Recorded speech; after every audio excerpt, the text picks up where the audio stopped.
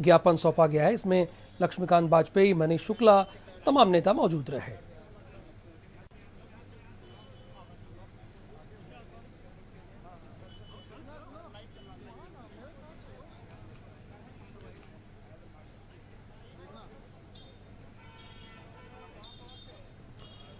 चुनाव आयोग से मिले हैं केंद्रीय सूचना प्रसारण मंत्री और उत्तर प्रदेश के इलेक्शन को इंचार्ज अनुराग ठाकुर।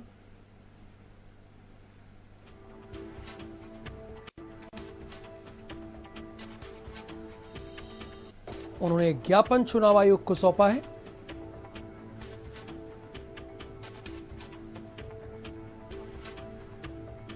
यह ज्ञापन सौंपा गया है इलेक्शन को इंचार्ज अनुराग ठाकुर और भारतीय जनता पार्टी के नेताओं के द्वारा।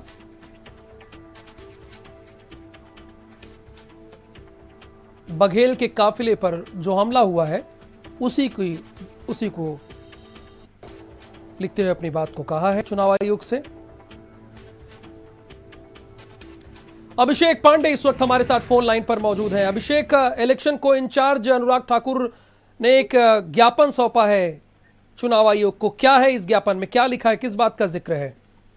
देखिए, करहल इश्यू को लेकर के बीजेपी काफी आक्रामक है, क्योंकि उनके प्रत्याशी जो कि अखिलेश यादव के अगेंस्ट करहल से विधानसभा चुनाव लड़ रहे हैं, केंद्रीय मंत्री हैं, और उनके काफिले पर तरीके से हमला होता है। कल देर रात से हमने देखा कि बीजेपी की तरफ से लगातार एग्रेसिव रिएक्शन आ रहे हैं, और आज उसी कड़ी में निर्वाचन आयोग से भी शिकायत कर दी गई है। इस पूरे मामले की एक निष्पक्ष जांच कराते हुए कार्रवाई करने की मांग की गई है, क्योंकि करहल का चुनाव बेहद इंटरेस्टिंग हो चुका है। और अब आपको पता है कि वहां पर मतदान होने वाला है 20 फरवरी को। तो ऐसे में बीजेपी की तरफ से एक कड़ा कदम उठाया गया है कि वहां पर अखिलेश यादव के दबाव में, समाजवादी पार्टी के दबाव में वहां पर इस तरीके से दूसरे प्रत्याशियों के ऊपर हमले हो रहे हैं। इस बात को लेकर के बीजेपी ने कड़ा स्टैंड रखा है निर्वाचन आयोग के सामने और कहा है कि इस पर सख्त और कड़ा एक्शन होना चाहिए। शुक्रिया अभिषेक इस पूरी इंफॉर्मेशन के लिए आपका। मुख्य निर्वाचन अधिकारी को ज्ञापन सौंपा गया है।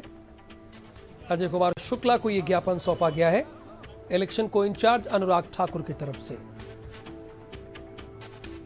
हमले पर एसपी सिंह बघेल का क्या कुछ कहना है, आइए आपको वो भी सुनवाते हैं।